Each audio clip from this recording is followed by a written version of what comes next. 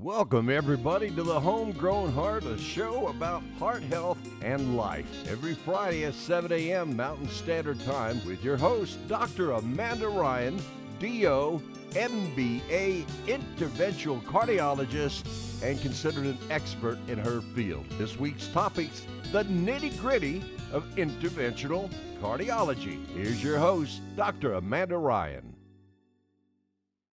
Good morning. Welcome to episode 3 of the Homegrown Hearts. Women in interventional cardiology, kind of nitty-gritty of the procedures. Those are a couple topics we're going to cover today, and I'm going to kind of see how one leads into the next.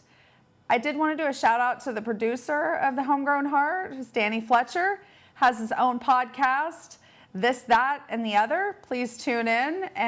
This, That, and the Other with Danny Fletcher.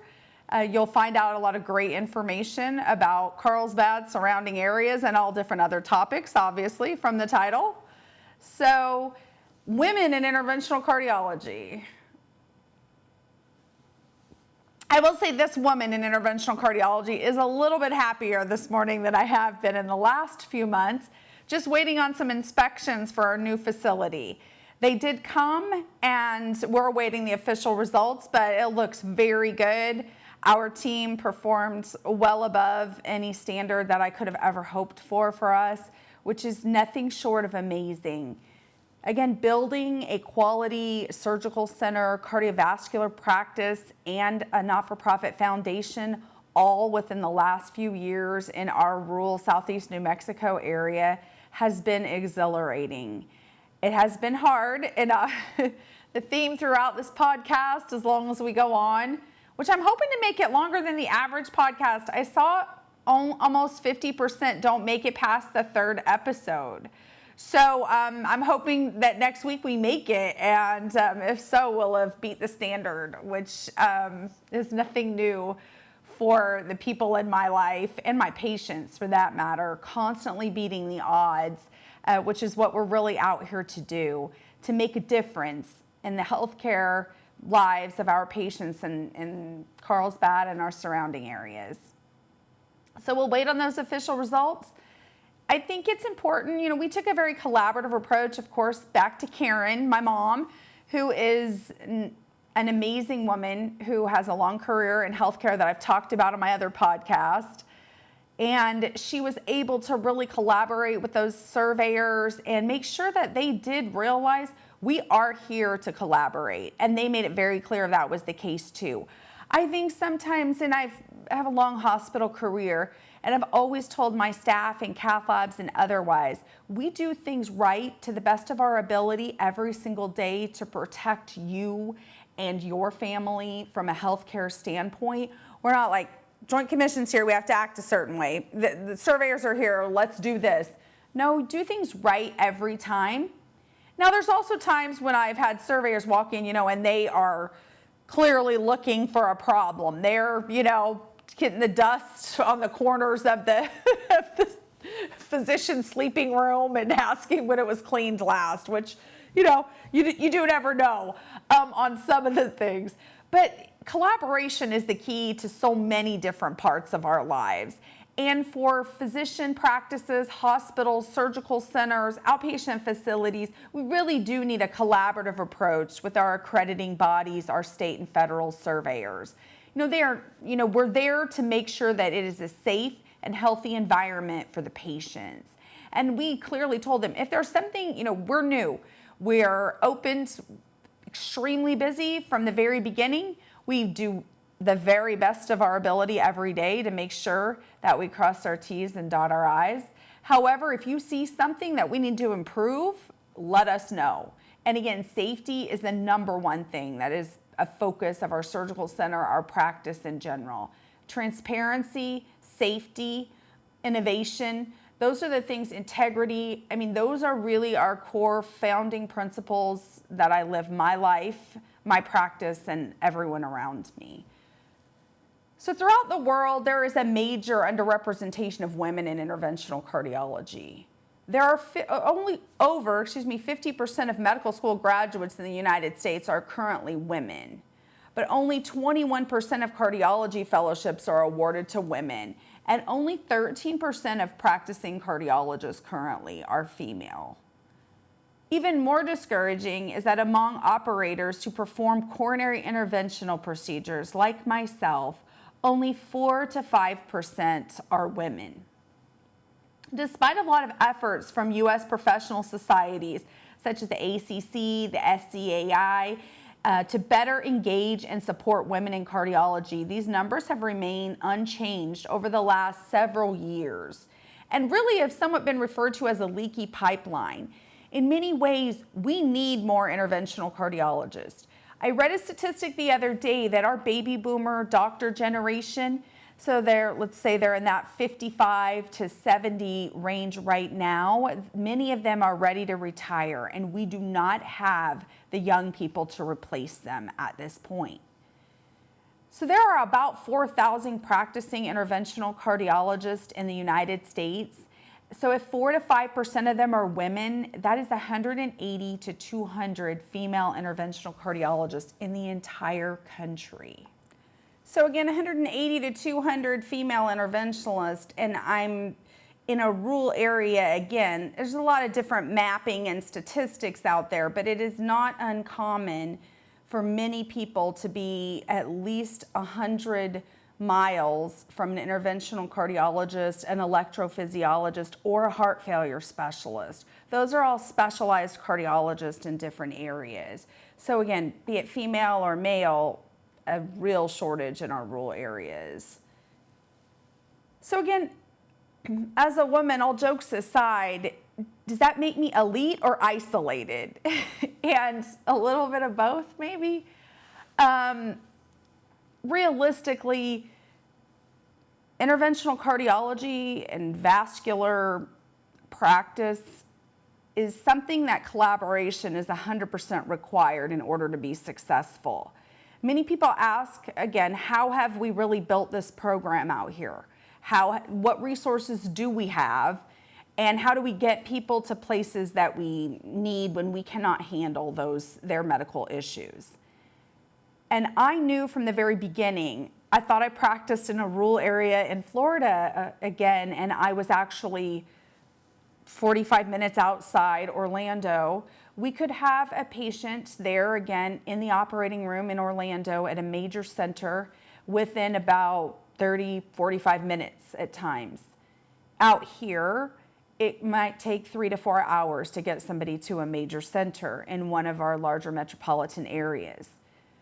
So with that being said, that does really change the way that you practice medicine. It has to. This is not Dallas, and this is not San Francisco, and they have their own challenges, but you cannot practice medicine the same, and you cannot practice interventional cardiology in the same manner in a rural area. Again, for many reasons: distance, time, availability of qualified staff, the reality that there are 30 of you trying to service the same amount of 100,000 people, that there are 300 of us in a metropolitan area trying to serve those 100,000 patients. So again, you would need a physician seeing 10 times the amount of patients and caring for them, which again is pretty much impossible, particularly in our traditional models of healthcare, which is why we're trying so hard to develop innovative programs. Again, our chronic care management program, let me just do a shout out to our chronic care management team, that Johnny, Crystal, Michelle. Our chronic care management identifies patients that have high risk heart failure in particular. Maybe they're post open heart surgery. Other patients have had a large heart attack. We identify those patients that are seeming to require many emergency room visits. I need to be seen in the office right now today. Home health calling us with extra concerns about these patients. Patients that seem to be having hospital admission after admission. We try to identify those patients, and Medicare and the federal government support programs so that we can really help turn them around by a more intensive approach that starts in their home. This includes things like having scales, blood pressure cuffs, remote monitoring available so that that data can come right to a specific nursing staff of our team who spends their time reviewing that patient's chart information, coordinating care with other community providers on that patient, and then having a weekly 20 to 40 minute conversation with that patient, their family, any involved staff members, so that we can really, and then brings back to a team of chronic care management task force, basically, on our practice, where we talk about those patients and how we can really prevent their hospital readmissions and improve their quality of life. We, in the first year of our program, looked over, again, you got to have data. You can't just do something. You want to know, does it make a difference? And so we tracked quality of life markers as well as hospital readmissions for our chronic care management patients. Again, we started with a small number of about 20 to 25 patients we've enrolled in the first year of chronic care, because we wanted to really be able to focus on those patients and see if our intensive therapy made a difference. Markedly decreased emergency room, same-day emergent office visits, and hospital admissions, which is all great. It's great from a quality of life standpoint for our patients, also great from a financial standpoint for healthcare in general. Patients going back to the hospital with the same problem over and over again is not what's best for the patient or our system. But particularly exciting to me was that the quality of life measurements of these patients were also improved subjectively when you asked them. Mr. Jones, and then this is a random name, Mr. Jones, do you feel better about your health care and your overall quality of life in the past year compared to the year prior to that? Overwhelmingly, the response was yes. We've lost a few patients that were in our chronic care management program. And that always tears at your heart a little bit extra when we've really working in an intense program with those patients. But I feel confident that we made a difference in their care. I mean, unfortunately, the outcome for all of us is the same, that we do exit this world. And how we exit this world and where our quality of life is very important. Another statistic to throw out there that struck me, and this is years ago, and I hope it's changed a little bit, but that we spend half of the healthcare dollars on somebody in the last 6 months of their life in the United States, and probably more than half. Which some of that makes sense as you transition into your next life.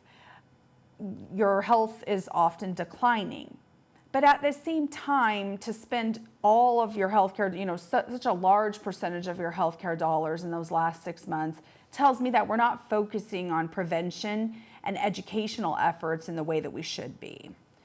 So, again, why are we underrepresented, flipping back a little bit, as females in cardiology?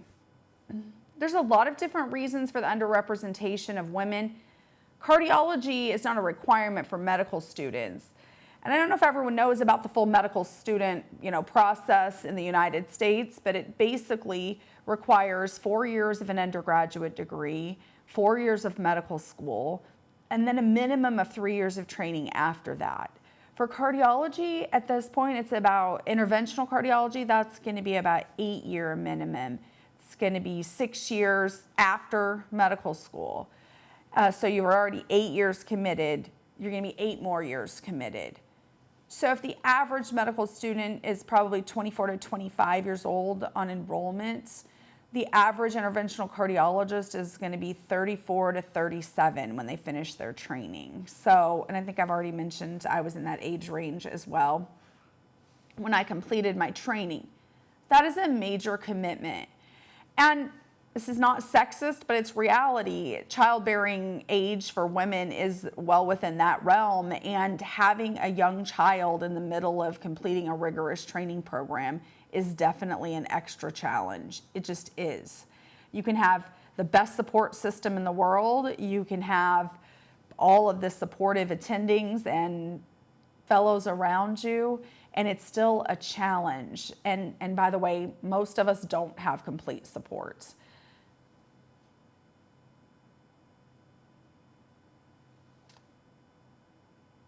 16,000 medical graduates were surveyed in 2019, and 60% of them were more than age 26. And a substantial number of physicians, really look at that. So when you think about, they're already 26 as they graduate or older. So again, there were 30 to 32 were about 20% on graduation. If you're 30 to 32 when you graduate and you're looking at some kind of training program that, is 6 to 10 years long, it's hard to be 40 years old before you quote unquote really begin your career. So all these things are kind of factors. But again, there's so many things to learn in interventional cardiology as well that, there is concern amongst the societies and practicing cardiologists, practicing specialists in all the different areas. If we shorten these training programs, do we still get the same quality of physicians? And that's a legitimate, to become a cardiologist, you do 3 years of an internal medicine training. You do an intern year, you do 2 years of residency, you apply for cardiology fellowships, then you do 3 years of cardiology training. You can be a general cardiologist at that point. You can read stress tests, you can see cardiology consultations, you can do potentially diagnostic angiograms, which are heart catheterizations. And I'll show a little video explaining what really is a left heart catheterization. That is a core procedure in interventional cardiology. And as a lot of this podcast is going to be focused on demystifying the interventional cardiology realm for our patients and our potential patients out there. So I want everyone to kind of understand what is a left heart catheterization. An angiogram is synonymous with that. What is it really going to show us and how is it performed? I think, again, if you ever have to do something like that, if you kind of have the basics of it, it does make it a little less scary or daunting if you know what the procedure is basically going to be like. Okay, so again, it takes years to learn all of these procedures, and there's a lot of different procedures in interventional cardiology.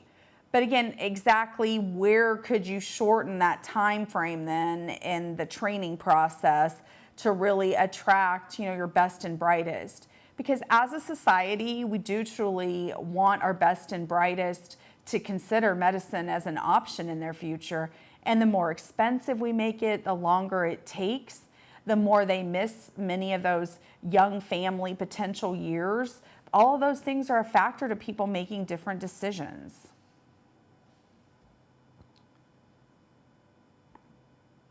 I do think exposure during medical school is definitely important though. I'll be honest, I always wanted to be a cardiologist. I've given you my why of my grandfather. And somewhere in medicine, in medical school, I got steered a little towards OB. And I love women's health and I'm very interested in it. But again, I will say there's a little bit of a push for women. When I talk to ladies, our former CEO, who's still a friend of mine, she said she was encouraged, and she's about 70 now. She said she was encouraged, her two choices were to be a nurse or be a teacher. And she didn't really want to be a nurse or be a teacher. So she was like, well, those aren't the things I want to do. So she spent several years trying to figure it out. She ended up in the HR department as an HR assistant and as a hospital, and really just fell in love with the administrative side of things, and eventually worked her way up to being a female hospital CEO, which again is pretty rare still, and spent over 30 years as a hospital CEO. Amazing woman. I appreciate her, Kathy Hibbs, as a mentor. And I know she's enjoying her retirement in Oklahoma now a little bit. But I certainly learned a lot from her about just being a woman in healthcare and in leadership roles, and exactly how you have to maneuver that a little bit different sometimes than our male colleagues. So I had gotten steered towards OB a little bit, and I loved it. I enjoyed every time I helped deliver a baby, brought a tear to my eye, I felt emotional, but I just kept feeling this pull of like, I really want to be a cardiologist. But self-doubt creeps in sometimes that you're like, it's just, OB is a 4-year training program. Interventional cardiology, which I knew I would want to do, is like an 8-year training program. Do I have the financial resources? Am I willing to forego having children? Is that a decision that I have to make? Is there any way, it is a male-dominated specialty. Can I survive and thrive in a completely male-dominated situation? Those are real concerns that young women have when they're looking at their options. So there's a lot of things that are specific just to medical students in general, men or women, and there are some specific extra concerns when you're talking about women in general. And again, work-life balance is an important influence in 77% of U.S. medical school graduates selecting a specialty. Okay, so it was important to me. I had a good friend who was an OB. She was amazing, but she had been divorced twice, and she was relatively overweight, and she worked until 8, 9 o'clock every night, 7 days a week. And there was a little bit of me that thought, well, I don't know. I want to be a cardiologist. I'm not sure I can do that. I'm not sure I can make it, that I'll get selected for all the competitive training slots. I love OB. I love working with women. I love women's health issues. Am I going to work, 6 a.m. until 9 p.m. every day of my life in one of these specialties or the other? Yes, turns out the answer is yes. It's not the specialty, it's the person. So I do work 6 a.m. to 9 p.m. right now. And I love it. So here we are. And I'm pretty sure I would have done it in OB or I would have done it in cardiology in that instance. But still, it's hard to see ahead. When I was 17 years old and I wanted to be a cardiologist, I couldn't really see 17 years ahead. It's hard to see that. So it takes a little bit, and I think I've said that I took a couple stops along the way where people said, oh, you can't do that. You'll never go back. You'll never go do this. You'll never do that.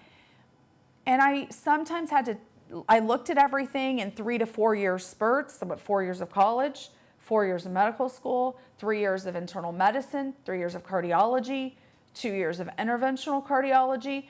So sometimes I had to kind of look at things just in a little bit of spurts to get where I was going. The same, I wanted to do an MBA for several years, but both having the financial resources to do so as well as being able to put in the time commitment for that. I had to kind of wait until I had the right mindset, the right financial situation, and the right amount of time available. And again, as a 17-year-old senior in high school, trying to plan that all out in your head, no matter how ambitious your goals and dreams are or what you promised your grandpa, it's kind of hard to think, what you're really going to do. So trying to do your best at a work-life balance while really maintaining your goals. Again, a lot of people consider interventional cardiology too demanding. It is too much of a time commitment.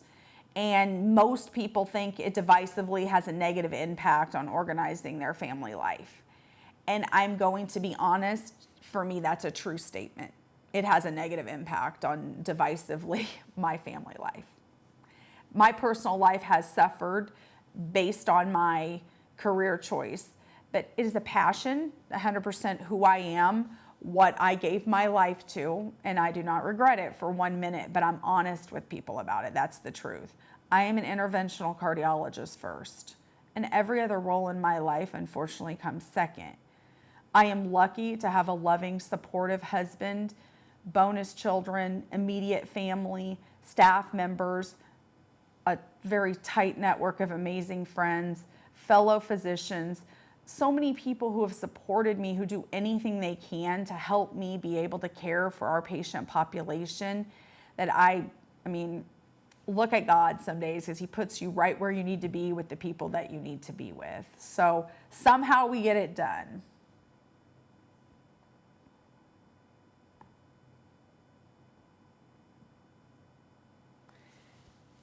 In a recent survey of 574 U.S. cardiology fellows, that's what you're called when you're in that subspecialty training. The first 3 years of internal medicine, you're an internal medicine intern, you're a resident, and then you could be an attending physician. You can practice as internal medicine, as a hospitalist. If you choose to do the subspecialties of internal medicine, those are going to include everything from nephrology, which is your kidneys, rheumatology, which is joint problems and lupus, that range, cardiology, gastroenterology, any of those things, during your training you're called a fellow in training. And again, maybe just the term, even fellow in training, shows that there is, this stuff was designed for men, not necessarily for women. At some point we crossed over into that realm, but we're still called fellows in training. Women were influenced against pursuing interventional cardiology because there wasn't a lot of job flexibility, physically demanding, work-life balance is very difficult. So when you asked most of them, they were discouraged by their colleagues, their families, their attending physicians to really become interventional cardiologists.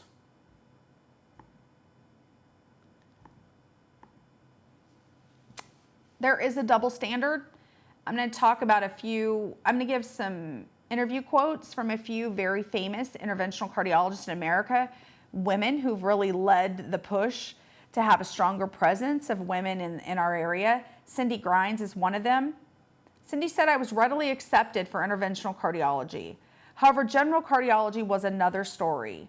I completed my residency medicine training at an institute that had never had a female fellow. That institution did not accept me into fellowship, despite being an extremely strong candidate for my program. I was accepted into all others, 8 different programs that had higher stature, but I was rejected from the program that I had spent 3 years building my life in." Ultimately, that institution awarded me an Alumni Achievement Award, and they also tried to hire me, but I declined. It's kind of interesting. So on that story, I trained at a middle tier, very strong Midwest program. And I was intern of the year, resident of the year, chosen as a chief resident, achieved many accolades during my training. And that's not what it's about. It's not about awards. None of us are doing this for awards and recognition. But when I say I gave my training all I had, I'm a DO, I'm a female, I gave it all I had. I had to do a little better than my colleagues. I had to be the best. And it's also, I think I told the story as a medical student about helping with the 90-pound tumor. I don't know any different except to give anything my very best. That's what my parents taught me. It's what my grandparents taught me. So that's all I know, is to give something my very best. But after giving it my very best and applying for cardiology spots, I got 9 interviews, which was great in the cardiology sector. It's very competitive. And so there are a lot of graduates, there are a lot of international medical graduates as well applying for cardiology spots. Many of them, there's a different structure for medical school overseas than there is in the United States. And many of them do not come with the same amount of debt that our US candidates do. So because of that, a lot of them do extensive research years at some high prestigious institutions prior to applying for cardiology fellowships. So often they may be a little bit older than us and have quite a bit more research and other experience and exposure than the US graduates that are applying for those same spots. So at any rate, I got 9 interviews. I was like, wow, this is great. I've often said, I look okay on paper, but if you can meet me, I'll be great. I can talk my way into just about anything. And the passion was so real and so genuine that I was like, I'm going to be totally fine. I can see my dream literally opening before my eyes. And this is wonderful. Late in the interview season, I still hadn't heard from my own program. And I was like, well, this is weird, especially being chosen as a chief resident. It's kind of like your rite of passage. You spend an extra year there as somewhat of a junior attending and chief resident, and then you pretty much, whatever fellowship at your institution you quote unquote wanted, you got. They selected you as a chief resident. They knew you were a leader. And again, you're leading over 100 to 150 other medical residents. And there's 4 chief residents in our program. So those tend to be 4 highly selected individuals from your program. So it was kind of weird. At some point I was like, I did get kind of a last minute, come in and interview. So I did. And the first words out of my cardiology fellowship director's mouth were, "Do you regret being a DO? Do you regret being a woman?" Haha, and he laughed. And I was like, strange interview question. I can handle just about any kind of questions, but I was like, well, no. And again, I'll at some point kind of talk a little bit more about differences in DOs and MDs, but let me just say that back in the day, DOs were somewhat revolting against modern medicine, which was the late 1800s, and was like, have some whiskey and we'll toss you on the table in the barn and fix your broken leg. So this was very different, and osteopathic or DO physicians, they kind of said, maybe the body can heal itself better than some of these surgical procedures that we're trying that are having bad infections and outcomes. And so maybe there's a little bit to be said for more of a holistic approach to medicine. The DO world has kind of maintained that while merging with our MD colleagues and following the same kind of guidelines. We can do, that's called allopathic versus DOs are called osteopathic. We can do osteopathic or allopathic training programs, either way, etc. So even if you felt, now I will throw out that he was Harvard trained, the Brigham, and if you know much about the East Coast, if you're not Harvard, if you're not Mass General, if you're not Brigham, then you're just not as good. Period, let alone to be a DO from a program, in a middle program in the, middle of the United States. So I would say to my elitist, relatively sexist attending physician in that instance, again, it just kind of threw me off. I've always interviewed very well, but I just remember thinking like, there is no way I'm getting a spot here. Like, this is crazy. And looking at it really, I was friends with some of the female physicians in the program. They took 4 fellows per year. They usually did take the quote unquote token female. And they were usually from a top tier program, Columbia, Penn, Harvard.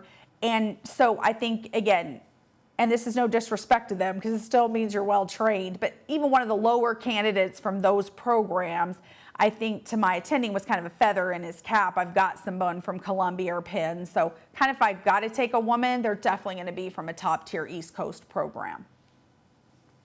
And then they treated them like the token female. They didn't, all the guys played basketball, went to St. Louis trained in St. Louis, and then went to St. Louis Cardinal games. They had family events, and they did not invite the girls to anything. That's just the truth. My chair of medicine for the program was an amazing man, fair, taught me so much, taught so many residents so much, took care of people in St. Louis for years, and just an amazing guy.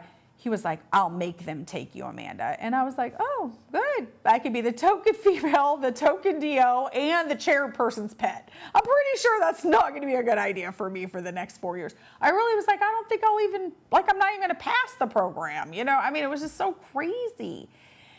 So then, you rank, but I really wasn't that. I was like, okay, well, obviously I'm not staying here, but I've got 8 other great interviews. And so then you match. What you do is you rank your programs and the top places you want to go. And then all the programs rank you and where all their candidates of who they would like first, second, third, fourth. And came match day, which is mid-March. So let's call this mid-March in 2005, I think. And I'm at a VA nursing home outside of St. Louis doing a rotation. And I'm sitting in my call room and it's time to get on the computer and see match day. And I did, and I didn't match. I did not get a cardiology spot. And I was devastated. I mean, I cannot tell you. First of all, I was shocked. I'll just be honest. I was shocked. Number 2, I was really like, I love internal medicine, but I didn't want to be a hospitalist. I didn't want to do, I lived and breathed cardiology. And I really was like, I am not going to be a cardiologist. Like, I don't know what else I could have done. I did have published research, although again, not pages full of it, but I had participated in it. I had given it my all. I was on call every 3rd night for 2.5 years straight in my residency. I told the story a little bit in the beginning, but I mean, I was falling asleep driving home the 1.5 miles to my house at stoplights. I mean, I don't know if this is because I was tired or sometimes I am a little airheaded, but I put Arby's sandwich with the aluminum foil in the microwave to heat up a sandwich after a long shift. Like I gave it all I had. And I really saw my life, just my dreams kind of dwindling, sitting alone in this barracks setup. And I was just like, I don't know what to do. I've really I'd faced a lot already in my life, but that was one of the biggest disappointments of my life. So I was like, okay, what are you going to do now? How do you move forward? I thought I can strengthen my application by doing more research. I'm doing this chief resident year, I can, but if it's that I'm a DO or if it's that I'm a woman or if it's that I'm, I don't know that I can change those things. I've done an MD residency and I've competed and shown I'm a leader and I'm, so I don't really know like the things I can't change and I'm not sorry about them either. So I was like, okay, now what am I going to do? I got on that computer and I emailed every single cardiology DO program director in the country. Now, usually back then, once you chose to go the MD training route, that was it. You couldn't switch back to the DO training route.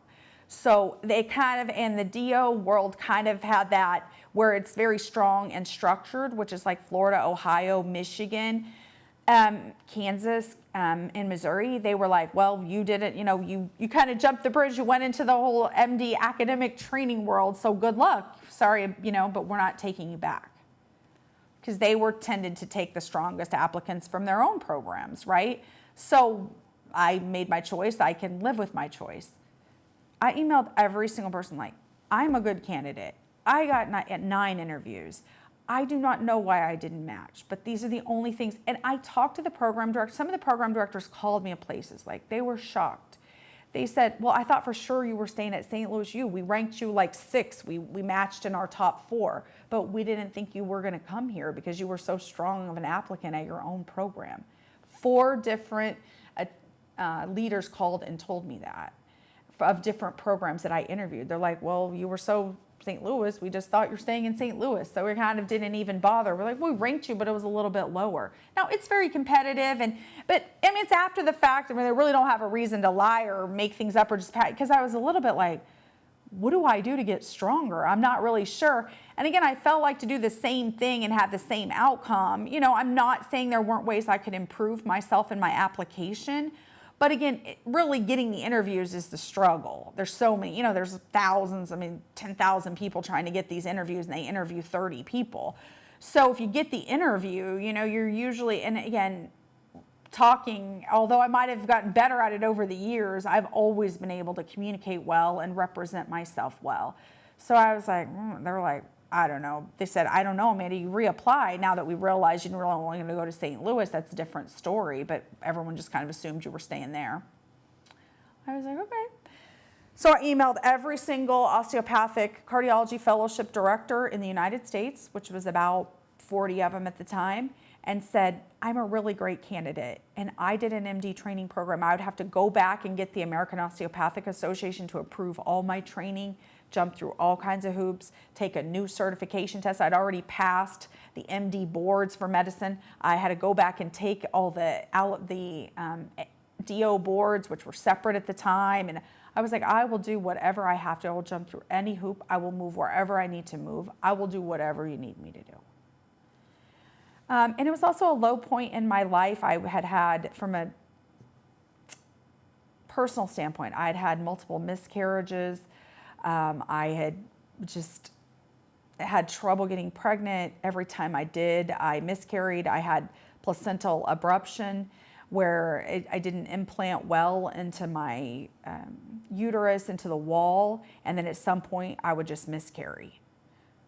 I was vulnerable working in the ER, and I think I had made it to like 14 weeks at that point, and I started to bleed a little bit. I called the high-risk OB and said, if I stay in bed, if I, I'll do anything. I'll take a break from my training, which was almost unheard of, but I was like, I'll do whatever I can to try to have a baby that's healthy.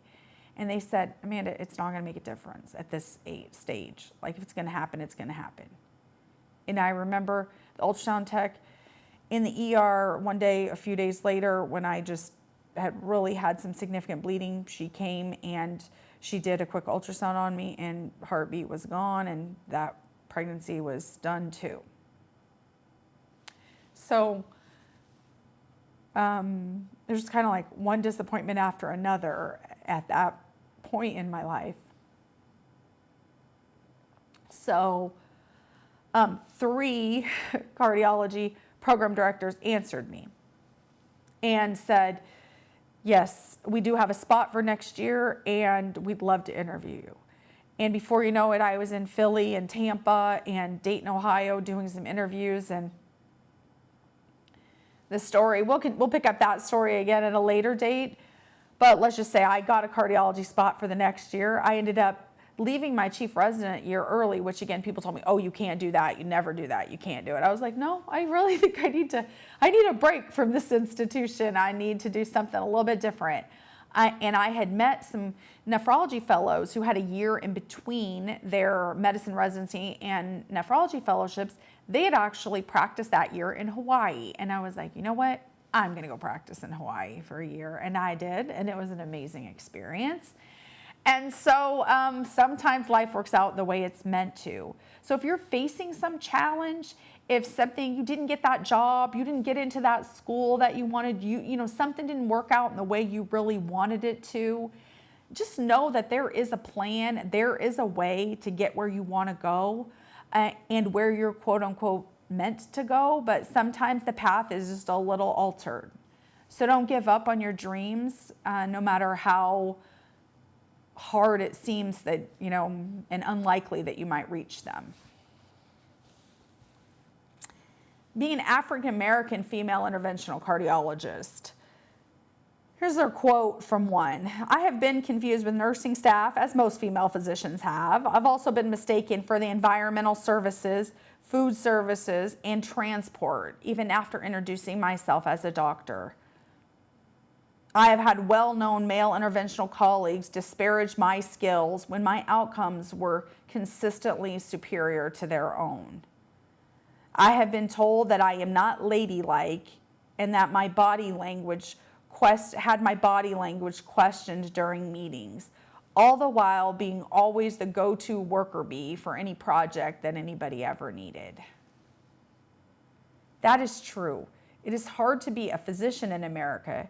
It is hard to be a woman in America, and it is hard to be a Black person in America.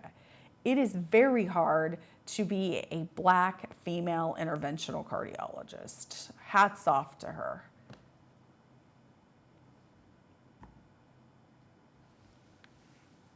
The standards, here's another female interventional cardiologist.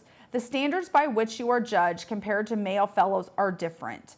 The male fellows are easily accepted. The bonding process involves sports, jokes. I found teaching and team building in a non-threatening manner was a more effective way to bond with the catheterization lab staff. I definitely had to work harder than the male fellows to prove myself and my competency. Female trainees have to earn what male trainees are often handed, no questions asked.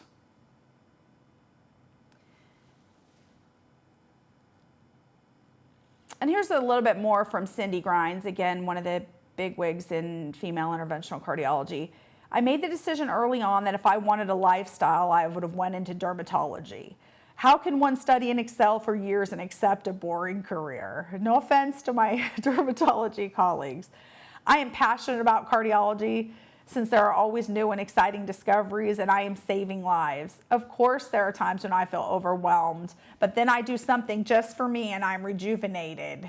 Again, as I was just telling Danny when we started this, I'm going to New York City this weekend, and going to Hamilton, which my husband loved the movie and we're thrilled to go to Broadway. We're also, again, I've already said soccer is life, and so we're also going to watch AC Milan play Manchester at Yankee Stadium, which is a really exciting opportunity. We follow Christian Pulisic and Rafa Leao, who play for Milan, and so we're very excited for that. So rejuvenate yourself when you can in this career.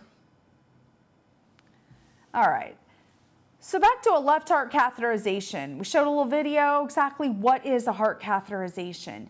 Traditionally, we went up through the groin to do these, through the femoral artery. And the catheter went up into your aortic valve, and the heart's arteries actually come right off of the aortic valve, and they sit on top of the heart in grooves. I used to think when I started this again, they were actually inside the heart, but they are on top of the heart. The heart is a muscle. You have 3 major arteries in your heart. You have a right coronary artery that comes around the bottom. You have a short segment that's called the left main that then goes into an LAD on the front of your heart. That's a left anterior descending. And then you have a circumflex that comes around the lateral wall. That's most people. All of us are a little bit different, but most of us have those 3 major arteries. You might have heard the LAD before referred to as the quote-unquote widowmaker. If you block that artery, oftentimes you don't even make it to the hospital. So an acute heart attack, which again, we're gonna get into a lot more in depth in future episodes, is 100% blockage of an artery.